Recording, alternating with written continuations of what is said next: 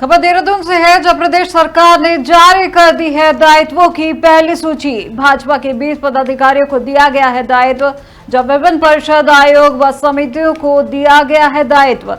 लंबे समय से दायित्वों को लेकर सरकार पर था दबाव। जब मुख्यमंत्री पुष्कर सिंह धामी ने दायित्वों को देखकर दबाव किया है कम। इस वक्त की बड़ी खबर आपको देहरादून से जुड़ी बड़ी खबर आपको बताई जा रही है, जहां पर प्रदेश सरकार ने जारी कर दी है दायित्वों की पहली सूची, जिसमें भाजपा के 20 पदाधिकारियों को दिया गया है दायित्व। विभिन्न परिषद, आयोग व समितियों का दिया गया है दायित्व। जो लंबे समय से दायित्वों को लेकर सरकार पर था दबाव। मुख्यमंत्री पुष्कर सिंह धामी ने दायित्व देकर दबाव किया है कम। इस वक्त की बड़ी खबर आपको देहरादून से जुड़ी बताई जा रही है।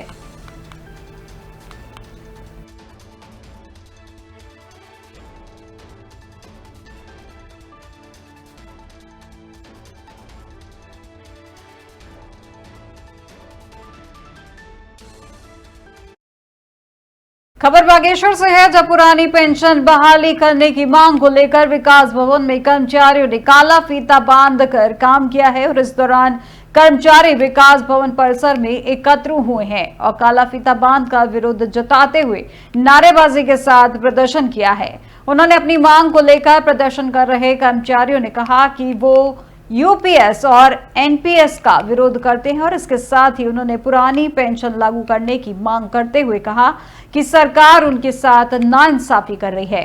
वे सरकार से लगातार मांग कर रहे हैं, लेकिन सरकार उनको सुनने को तैयार नहीं है।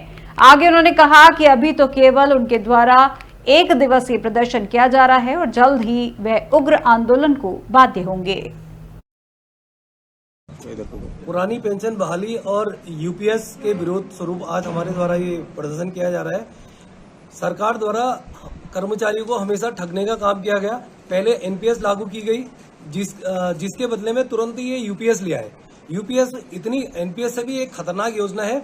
यूपीएस में आपको आपका जो वेतन अंतिम वेतन है, ये सरकार कह रही है उसका 50% देंगे, लेकिन उसमें इतनी दिक्कतें हैं कि हमारी जो हमारा 10% का अंशदान जो जा रहा है, वो अंशदान हमें रिटायरमेंट के बाद वापस नहीं मिलेगा। उसके बाद इनका कहना ये है कि जो हमारा अंतिम वेतन का जो 10% है, उसके अकॉर्डिंग आपकी ग्रेजुटी देंगे। वो ग्रेजुटी लगभग आपको रिटायरमेंट में अगर आपकी सपोज दैट अंतिम वेतन जो 50,000 रुपये बनता है, उसका 10% निकालेंगे और उसके बाद आपका जो छमाही गिने जाएंगे। सपोज दैट आपकी 30 साल की सर्विस है, तो आपके 60 छमाही हो गए, तो आपका अंतिम वेतन 50,000 रुपये है, तो उसका 10% 5,000 रुपये हो गया। तो उसमें देख लीजिए आप 3 लाख रुपए, एवरेजन 3 लाख रुपए आपको रिटायरमेंट में। अब खबर टिहरी से है, जहां कोठी कॉलोनी क्षेत्र में बनकोटा गांव के पास एक ट्रक अनियंत्रित होकर लगभग 400 मीटर गहरी खाई में गिरकर दुर्घटनाग्रस्त हो गया है, जहां ट्रक में 2 पुरुष और 1 महिला सवार थी। एसडीआरएफ की टीम ने सूचना मिलने के बाद तत्काल घटनास्थल पर पहुंचकर जिला पुलिस के साथ मिलकर रेस्क्यू ऑपरेशन चलाया और कड़ी मशक्कत के बाद उक्त तीनों व्यक्तियों को घायल अवस्था में खाई से निकालकर स्ट्रेचर के माध्यम से मुख्य मार्ग तक लाया गया और इसके बाद एम्बुलेंस के माध्यम से अस्पताल में भेजा गया है।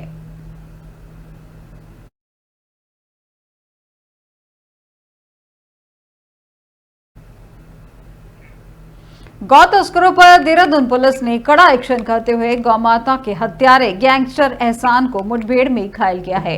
बताया जा रहा है कि उस पर 15,000 रुपए का इनाम भी था। साथ ही उस पर 1.5 दर्जन मुकदमे पहले से दर्ज थे, जो विकास नगर गौकशी केस में फरार चल रहा था। यह थाना कलेम टाउन का वांछित अभियुक्त है और हरियाणा कुरुक्षेत्र से भी वांटेड है और इस मुठभेड़ में बदमाश एहसान के पैर में गोली लगने से वे घायल हुआ है और मुठभेड़ में घायल बदमाश को तत्काल उपचार के लिए नजदीकी हॉस्पिटल में विकास नगर लाया गया है। वहीं विकास नगर पहुंचकर एसएसपी देहरादून व एसपी विकास नगर ने अधिकारियों से घटना के बारे में जानकारी ली है और इसके साथ ही पूछताछ में बदमाश ने रायपुर में हुई गौकशी की घटना को भी अंजाम देना स्वीकार किया है। पुलिस ने बदमाश से एक बाइक, एक 12 बोर का तमंचा, एक खोखा कारतूस, एक जिंदा कारतूस बरामद किया है। अभियान के तौर पर जब भी ऐसे प्रकरण आते हैं तो उसमें जरूर हम अपने की गिरफ्तारियां भी होती है, जेल भी जाते हैं। और विशेषकर एक भाई अभी पूछताछ में भी पता चला फिल्टर को जब 7 साल से जेल में, तो मुकदमे जो सब देख रहे हैं कि काफी लंबा चौड़ा इतिहास भी इसका निकल के आया है।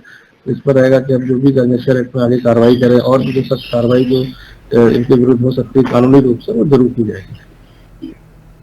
अब उत्तराखंड वन महकमे से जुड़ी बड़ी खबर सामने आ रही है, जिसमें 5 आईएफएस अधिकारियों के तबादले किए गए हैं। इनमें आईएफएस कपिल लाल को परियोजना एवं सामुदायिक वानिकी से हटाकर योजना एवं वित्तीय प्रबंधन की जिम्मेदारी दी गई है।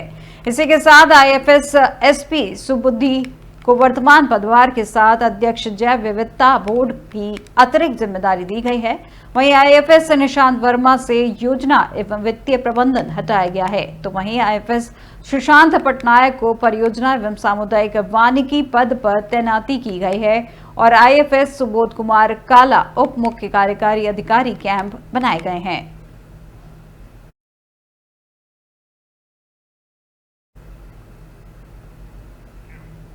विकासनगर के हरबटपुर ग्राम एटन बाग में रात्रि के समय एक गोदाम में अचानक आग लग गई, जिसकी सूचना पर फायर ब्रिगेड की गाड़ियां मौके पर पहुंची और आग को बुझाने का प्रयास किया, लेकिन आग ने विकराल रूप ले लिया, जिसने गोदाम में रखा सारा सामान जलकर राख हो गया।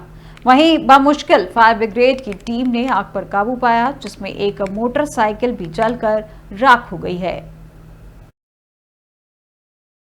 आग शॉर्ट सर्किट हो गया अभी 7:30 बजे के आसपास और करीब 80 से 85 लाख रुपए के आसपास का सामान और 2.5 लाख रुपए कैश था और एक मोटरसाइकिल, ये सब नुकसान हो गया, जल गया सब। लैपटॉप प्रिंटर सब। किस चीज की दुकान थी? ये डिस्ट्रीब्यूशन का काम है मैम। इसमें एजेंसी सामान क्या था जो गोदाम था? ये कॉस्मेटिक्स का काम था, डीओ वगैरह की एजेंसियां थी, कॉस्मेटिक्स, ड्राई फ्रूट था और जूस, एफएमसीजी की जूस वगैरह, बिस्किट वगैरह, काफी कंपनी का काम था। ये था 5 ग्रेड की गाड़ी करीब 1 घंटा लेट आई, उसी की वजह से सब जल गया। उस टाइम बहुत कम लाग थी, लेकिन आने में बहुत टाइम लगा, उसकी वजह से सारा